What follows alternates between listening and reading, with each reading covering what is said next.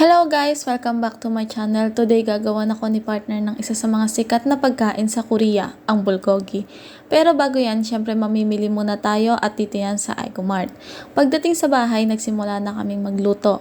Meron kaming baboy at ihiwaan lang natin to at ibababad sa bulgogi sauce sa loob ng 10 minuto. At habang binababad natin ang baboy, sisimulan na rin nating hiwain ang sibuyas, leeks at ilalagay sa isang lagayan. At ngayon, mag-init na tayo ng kawali. At saka natin ilalagay ang baboy. Ang mga hiniwa naman nating sibuyas at leeks ay hihalo natin sa pinagbabara ng baboy. Pag medyo luto na ang baboy, hiwain natin sa size na gusto natin at syempre ibalik ulit natin sa pan at ilagay na rin ang ibang ingredients.